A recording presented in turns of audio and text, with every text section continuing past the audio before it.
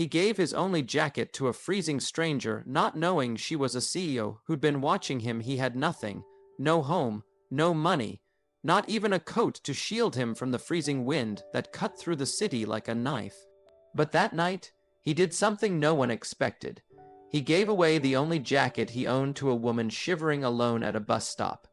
He didn't ask who she was, didn't wait for a thank you, didn't know she was watching him the entire time. Because she wasn't just any woman, she was a multi-millionaire CEO, and what he didn't know was that she had reached her breaking point that night, and that one selfless act would become the reason she didn't give up. And what happened next would change both of their lives and inspire a movement the whole world would remember. But it all began with a man who had nothing left to give except his only jacket, and a heart that refused to quit. You're about to witness a story so real, so raw, and so powerful. It will make you rethink what truly matters in this world, so don't blink, because the moment that changed everything is about to begin. It was supposed to be just another cold night on the city streets. But that night, one simple act of kindness was about to shift two lives in ways neither of them could have imagined. Marcus didn't have much. In fact, he had almost nothing. No roof over his head, no phone in his pocket, no family to call. But what he did have was a heart that refused to freeze even when the world around him had turned cold. He lived on borrowed sidewalks and forgotten corners, walking miles each day not to reach a destination, but just to stay warm, to stay alive.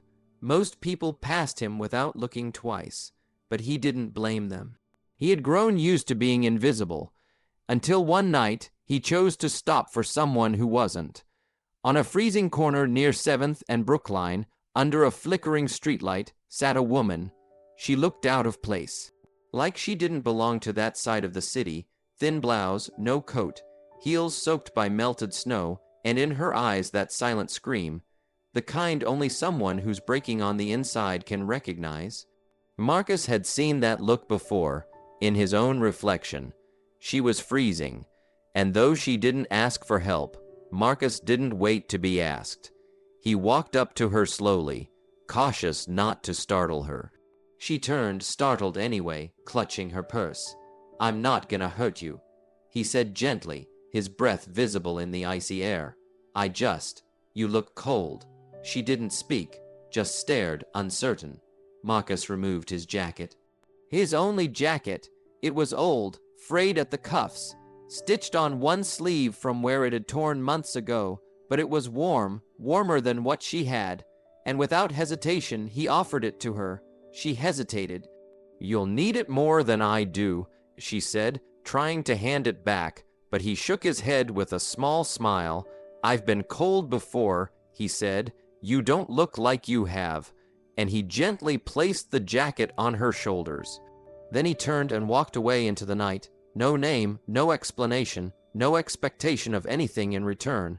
Just a man who saw someone in need and gave the only thing he had. What Marcus didn't know was who she was. She wasn't just a lost woman at a bus stop. She was Evelyn Royce, CEO of one of the fastest growing tech companies in the country. A woman featured in Forbes, admired by Wall Street, envied by boardrooms. But that night, none of that mattered, because that night, Evelyn wasn't a CEO. She was just a woman, exhausted, alone, shivering on the edge of breaking. Hours earlier, she had walked out of a dinner where she overheard her own partners doubting her leadership, where she felt like a stranger in rooms she had built with her own hands. Her driver had canceled last minute. Her phone had died mid-call. She sat at that bus stop not just to wait, but to think, to escape. And in the darkness of her silence, a stranger saw her pain. He didn't know her name, didn't recognize her face from magazine covers or television interviews, and that made the moment real. He gave without judgment, without knowing, without any reason except one: humanity. And Evelyn, she felt that. She sat there long after he had gone, wrapped in his jacket, no longer just protected from the cold, but from her own self-doubt. She hadn't felt that kind of warmth in years, not from the people in suits, not from the crowds that applauded her success, but from a man with nothing to offer except everything he had, and for the first time in a long time, Evelyn Royce cried. Not from weakness, but from something far stronger, gratitude and something else too. Curiosity. Who was this man, and why did his eyes look like they carried the weight of 1,000 storms? She couldn't sleep that night. She sat at her penthouse window, the city glowing below her, thinking only of one thing: the man who walked away before she could even say thank you. The man whose jacket still smelled like quiet courage. The man who made her feel seen when the whole world only saw her title. The next morning, Evelyn made a call to security, to public transportation networks, to every shelter and outreach program in the area. She wanted to find him, not to repay a jacket, but to understand why someone with so little would give so much, and what she found stunned her. Marcus, one of the shelter directors, said, "Yeah, we know him. He volunteers here, hands out coffee, sits with the older folks so they don't feel alone. He's not homeless because he's lazy." Another said, "Life hit him hard, but he's never once stopped showing up for others." Evelyn listened in silence. Her world, the polished boardrooms, the glittering events, the power suits, had never prepared her for someone like him, someone who had fallen, but chose to rise in a different way, quietly, selflessly, nobly. She didn't want to just thank him anymore. She wanted to understand him, to help him, to make the world see him the way she did.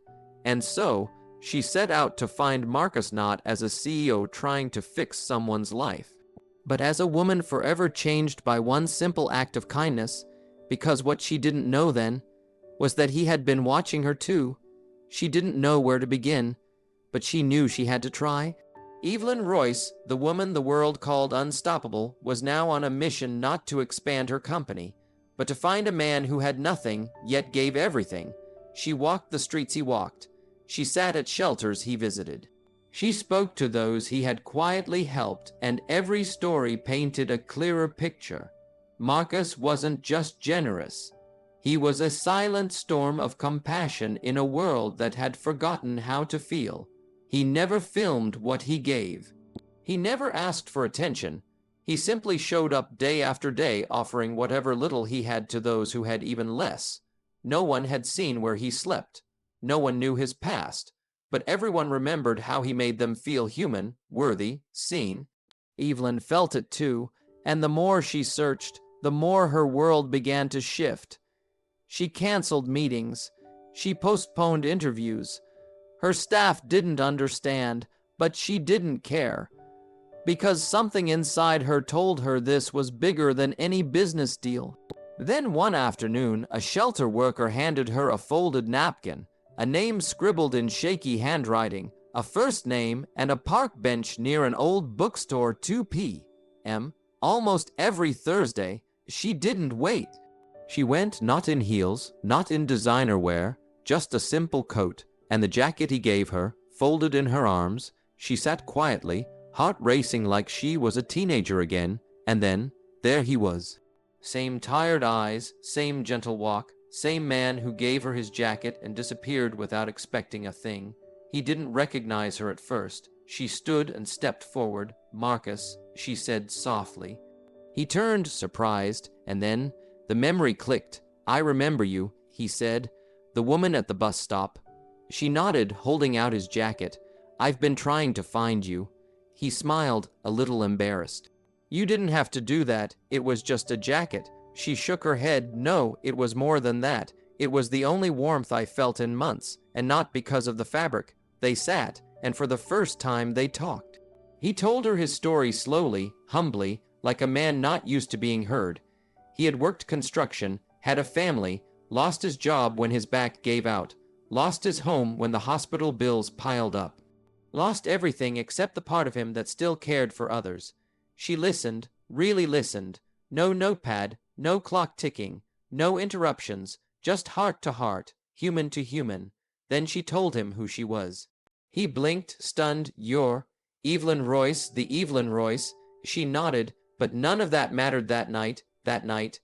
I was just a woman who had forgotten what kindness felt like, and you brought it back." Marcus didn't know what to say, but Evelyn did. "I don't want to just thank you," she said. "I want to help you, but not in the way people usually mean it. I don't want to rescue you. I want to build something with you." He looked confused. So she explained, "I've spent years building companies that sell products, but I've never built something that changes people, until now." And that's when the idea was born, right there on a park bench. A foundation in his name, a place for people who had fallen through the cracks, a system built not on profit, but on purpose, the Marcus Project, a mission to restore dignity, one meal, one coat, one conversation at a time. At first, Marcus resisted. He didn't want the spotlight, didn't want people thinking he had become some kind of symbol, but Evelyn said something that silenced his fears. Sometimes the world doesn't need another hero in a suit. It needs a quiet voice that reminds them humanity still exists. He agreed on one condition: no staged photos, no red carpets, just real people, real help. She smiled. Deal. And just like that, the man who once had nothing became the heart of a movement. News spread like wildfire. Not because Evelyn announced it, but because the world couldn't look away.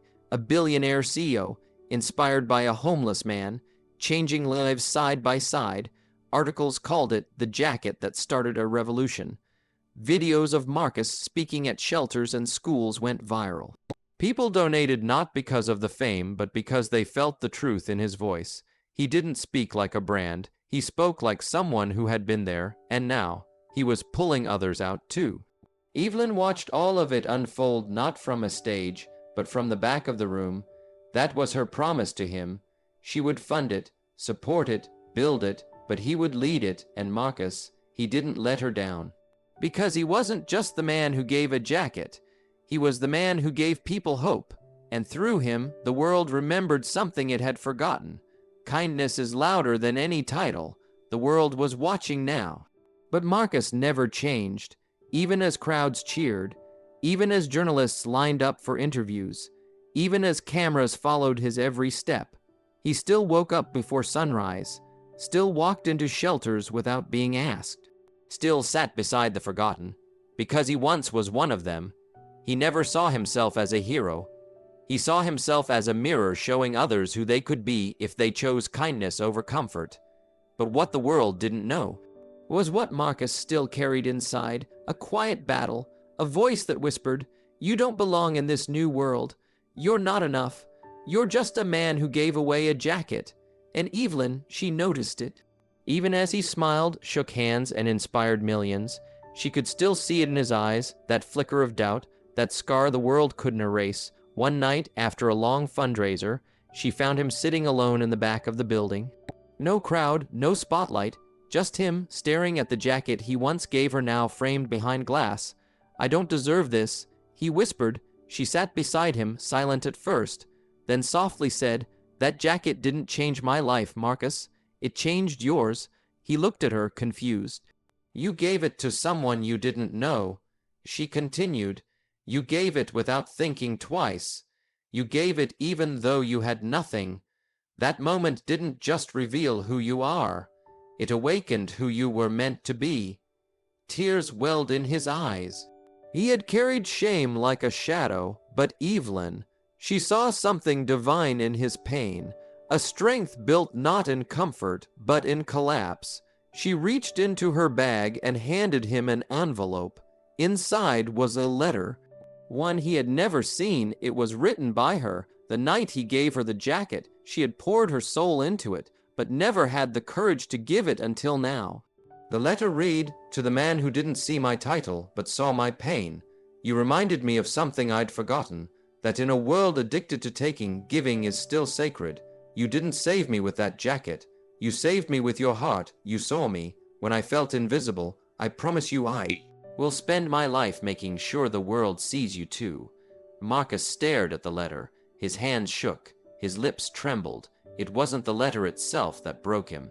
It was the truth behind it, that all his pain had finally meant something. And from that night forward, he changed, not in clothes, not in lifestyle, but in belief.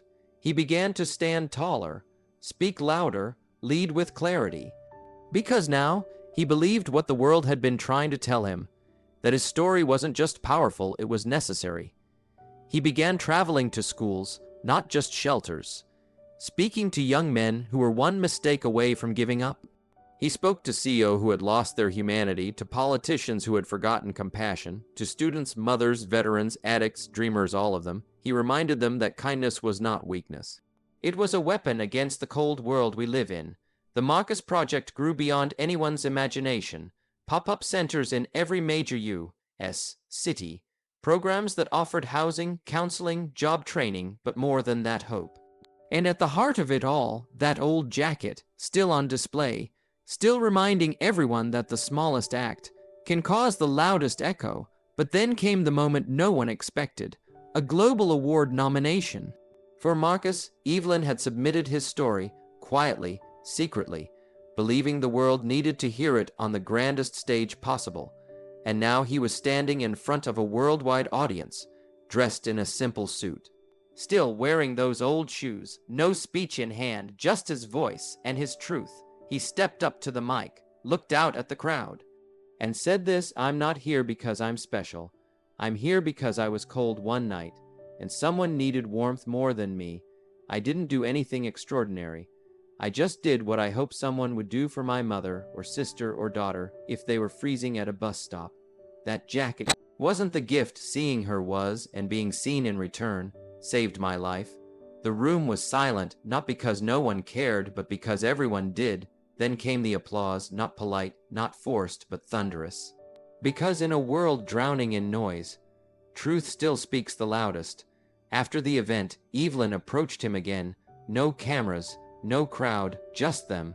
She looked at him and whispered, "Do you finally believe it now?" He nodded slowly. "I do." And for the first time, Marcus hugged her, not as the woman he once helped, but as the woman who helped him find himself. Years later, when people asked Evelyn how the Marcus Project began, she never said through strategy or vision. She always said, "It started with a man who gave his only jacket to a stranger and ended up warming the whole world." Years passed, but the memory of that winter night never faded. That jacket, that simple act, became a monument in the minds of millions. In schools, children told the story of a man who gave when he had nothing. In businesses, leaders studied his heart more than his habits. And in homes, people held their loved ones tighter, because Marcus reminded them what love without conditions looked like. But for Marcus, it was never about legacy, never about impact, never about fame. It was about that one moment, that one night when he saw someone suffering and decided he wouldn't walk past her. The jacket faded, the headlines disappeared, the stage lights dimmed, but the warmth he gave never cooled. Because what he gave that night wasn't just clothing. It was dignity. It was care. It was the belief that someone, somewhere, still saw you as worth saving. Evelyn knew that too. She lived 1,000 lifetimes in that one act of compassion. And though she built companies, though she changed policies, though she gave her billions away in Marcus's name, she always said one thing: he was the richest man I ever met, not because of what he owned, but because of what he was willing to lose to help someone else. And then came Marcus's final letter. He passed quietly, peacefully, with nothing in his pockets, but a world of love in his name. And inside that letter, he wrote, "If this reaches anyone, tell them I didn't give that jacket because I was strong. I gave it because I knew what cold felt like, and no one deserves to feel like the world has forgotten them. So if you have something to give, even if it's small, even if it's broken, give it, because kindness, my friend, is the only thing that multiplies when you give it away." That letter was framed in every Marcus shelter across the country, engraved into the walls, read aloud every December 17th, the day of the jacket, a national day. To remember that humanity starts when we stop waiting to be rich to be generous. Because Marcus didn't wait, he gave, he changed a life, and in return, that life changed millions, all because one man gave his only jacket to a stranger, not knowing she was a CEO who would spend the rest of her life making sure the world never forgot his name.